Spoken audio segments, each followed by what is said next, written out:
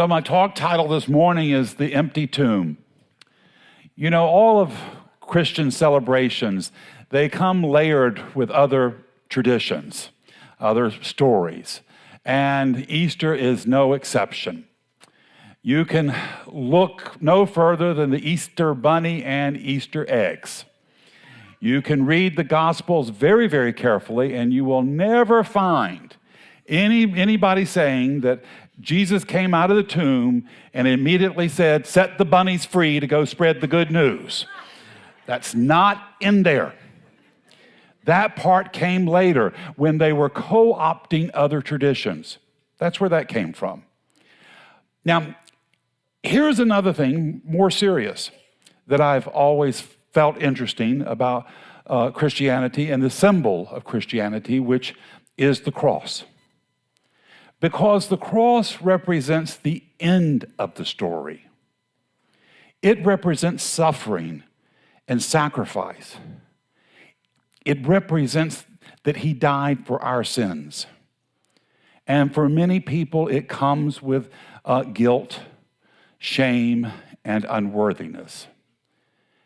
And not surprisingly, it has also been a very effective fundraiser. Guilt and shame can part you from your money quicker than almost anybody. Yeah.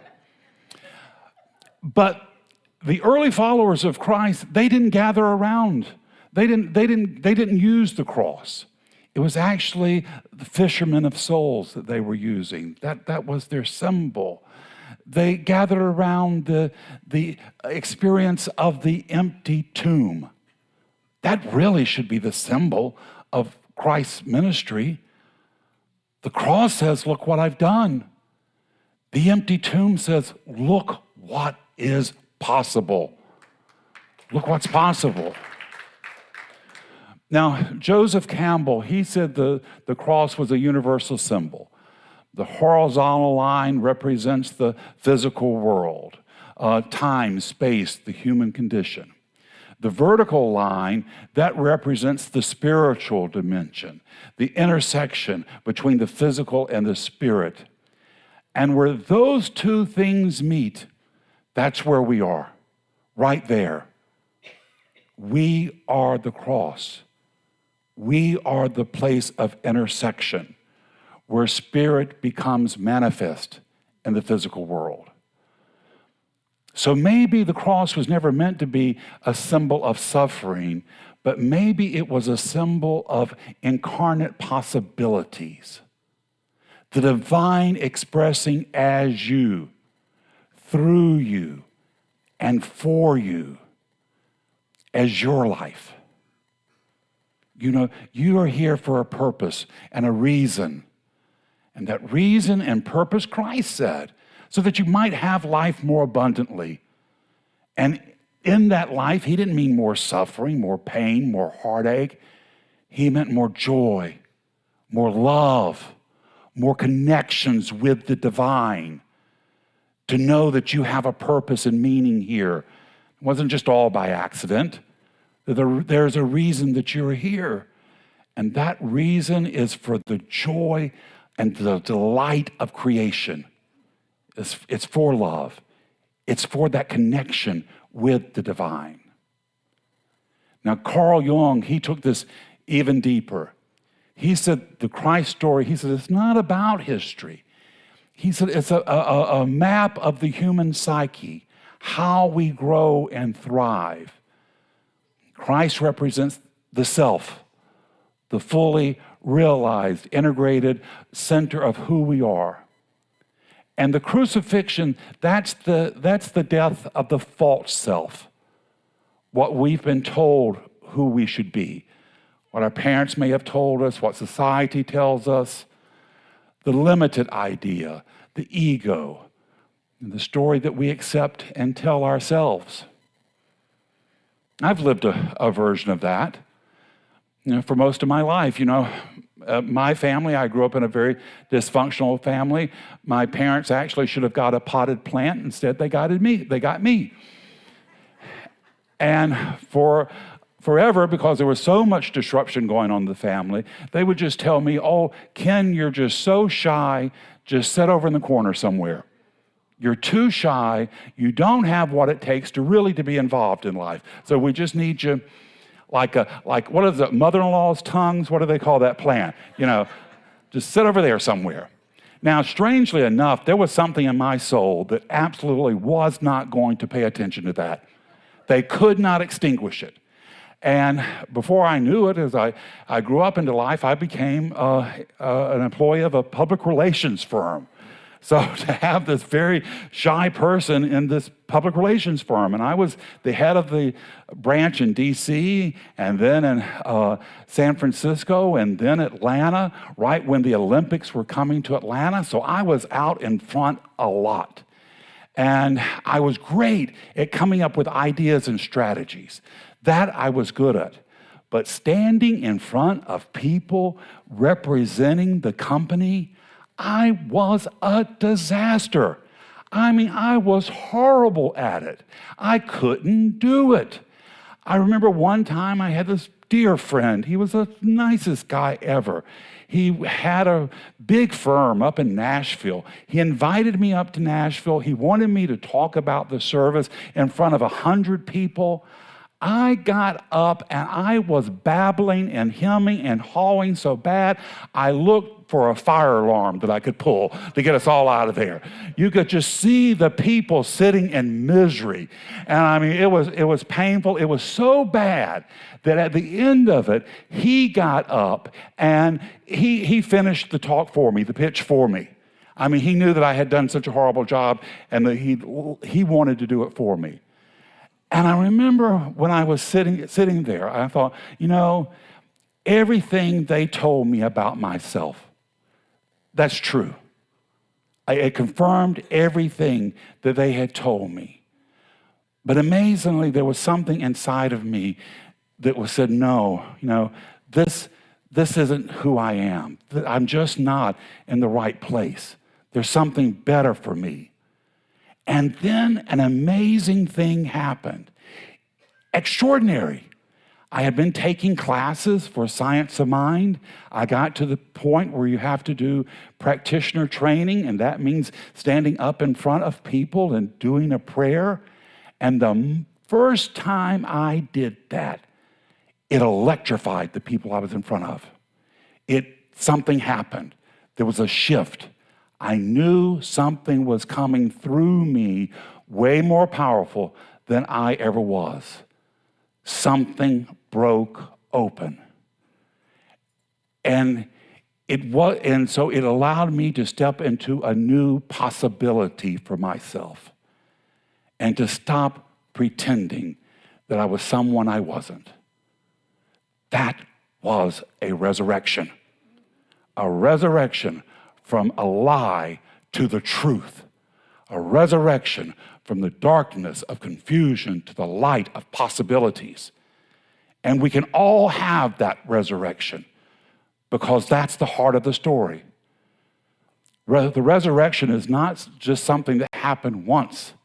It's something that happens whenever we release limitations and awaken to something greater within us. So the question is, did it happen? The real question is it happening now? Is it happening for me? And is there a stone I need to roll back so I can step out? And so the question becomes, what wants to be resurrected in me? What is there that I can bring to life here and now so I can live fuller? So that spirit can have a greater expression through me. Because that's what we're really here to do, to allow spirit to express full on through every one of us. Now, Edgar Cayce, an amazing guy. If you don't know him, you can do some research on him. He said, Christ is the pattern, the way, the example. And he says that Christ consciousness lies in every soul. Not outside of us, not reserved for one person 2,000 years ago, but a living presence within us. He said that the resurrection was not just an event, It was a demonstration of what happens when a person becomes fully aligned with the divine in them. Now, this is where it gets interesting, because if you go back and you read the Gospels, Christ doesn't spend much time talking about the cross after he comes back to life. He doesn't mention it. In fact, his very first words to Mary Magdalene aren't complaining about what the Romans did, which that's what I would have done. I would have probably been beating her over the head with an Easter lily. Are you kidding me? They nailed me to a cross. No, he didn't bother with that at all. His first words to Mary Magdalene were, "Peace be unto you. Peace be unto you." He didn't say, "Feel guilty." He didn't say, "You need to be washed in my blood." He didn't say, "You owe me." He said, "Peace be unto you." And that has such power, because he was caring for her. He wasn't, he was caring for her. I want you to be peaceful. I want you to be happy. He wasn't thinking about what he had gone through. His eyes were on her possibilities. Peace unto you. Resurrection is not about fear. It's about peace. And it doesn't depend on circumstances, because it comes from within. And when it comes from within, we don't have to be worried about what's happening in the world. When it comes from within, we don't have to be concerned what the news media is saying, what our politicians are doing. We can hold that peace and we can move out into the world. And that's what Christ did. They were out on a boat, storm comes through, the disciples come get him, and he says, "Storm, be still." This is what we can do with the storm we're going through. We don't have to let the storm blow over our heads and cause us to live in fear. Now, at the tomb, he also asked a question that the angels did. They said, "Why are you looking for the living among the dead?" And how often do we do this? We look for life in old ideas. We look for fulfillment in outdated identities. We look for meaning in things that no longer have life in them. And the message is clear. Stop looking there. Life is not in the past. Life is not what has died. Life is here, now, in this moment, within you and within me. Now, there's another beautiful moment with Mary Magdalene. When she first sees Christ, and this is very interesting, when she first sees him, she does not recognize him. And it's only when he calls out to her, "Mary," and when he calls her name, that changes everything. Not because the world had changed, but because she felt seen. She felt recognized. She felt known. I think at a certain level, that's what we're all wanting. We're all wanting to be recognized, that we're doing the best we can. It is not easy being human. It's not easy having this body that they don't tell you starts, going a little wonky at 60 or 50 or whenever, and that you try to be loving, kind, compassionate. It's not easy. And do you not think that which created you knows that? Knows that and is so appreciative, so grateful for you having come this path and still being willing to love after your heart's been broken, after you've had disappointments.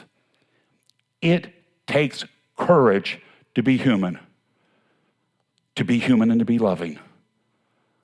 That's the most courageous thing we can do. And by doing that, we can stop all the turmoil of the world. Christ also said when she goes to reach out for him, he says, don't touch me. Now, I think that's also interesting. Perhaps the meaning was, don't cling to the old ways. Don't cling to the old way of relating to me. Don't hold on too firm. Because that relationship at that point, it had to become internal. The Christ was no longer out there. The Christ was within her consciousness, her thinking. And so he gives her a simple instruction. He says, go and tell. Don't build a system. Don't build a doctrine. Don't force a belief. Go share the good news. And what is the good news? That life can't be destroyed. That love cannot be extinguished. That the divine cannot be contained. So yes, the cross has meaning. It represents the human experience, the struggle, the surrender, the transformation. But it is not the final word. The empty tomb. That's the final word, because that represents what happens after we let go. After we let go of the old story. After we start identifying with limitation. It represents freedom, awakening to a new life, new possibility. And so maybe the question for the day is, am I still living on the cross? Am I still replaying old mistakes, carrying around guilt that never served me, telling myself a story that's just no longer true, holding on to a version of myself that my life is already outgrown? Because the resurrection is not a one-time event, it is a daily choice of who we want to be and what we want to be. A moment-by-moment willingness to let something go so that even something greater can live. And the beautiful thing is you don't have to wait for someday. In fact, we've been doing that too long. Today, now is the time. We don't have to earn it. We don't even have to be worthy of it. It's already within us. It's just waiting to be recognized. You see the idea that Christ brought, that salvation was for everyone, that the love of Spirit was closer to the next breath. Those ideas were too large and too frightening for the establishment at that time. And they probably still are even today, to be honest. So they arrested him. They beat him. They crowned him with thorns. And when he was dead, they placed him in a tomb and rolled a stone across the entrance. They thought they were done with him. They thought they had taken his ideas and encapsulated them in cold, dead earth, and there they would stay for eternity. But his ideas were too strong for that, too alive, too true to be held back even by death. They had to rise up. They had to see the light of day. They had to breathe the air of God's possibilities. And the same is true for you and for me. Perhaps along the way, we allowed the world to deny our best ideas of ourselves, of who we are, who we've came to be. Maybe we've allowed those best dreams of ourselves, our deepest knowings, our highest visions to be buried, to be put in a tomb, to have a stone rolled across them and walked away. And we can go for years, a lifetime living those dead-eyed. But hear this. The better part of you will not stay buried, because the better part of you is Spirit-inspired. Those ideas of how you can live in love and joy and health and prosperity, you didn't come up with them for yourself. Spirit gave them to you. And if Spirit has gifted them to you, there's a way for you to live them. Those ideas are not by accident. They are inspirations from Spirit. They've been placed in you. Now, you may have given up on yourself. You may have been willing to entomb your best ideas into dead earth and walk away from them. But God has never given up on you. And there's a greater possibility for you. So this morning, if you see yourself rolled behind a stone of despair, in this moment, know that you can lift yourself up, you can roll back that tomb, and you can walk out into the bright light of God's possibilities, because it's what you've come here to do, and you're never going to be satisfied until you do it. So look at that stone and say, you're not holding me back. It may be the doctor, it may be the banker, it may be the news media, it may be politicians, but you can all look them square in the face and say, you can say all you want to, but I'm going to walk the air of peace. I'm going to walk the ground of prosperity. I'm going to walk the soil of health, love, and joy, and no one is going to hold me back. This is the truth in your life this morning. It's the truth in mine, and so it is. Thank you. Thank you. Thank you.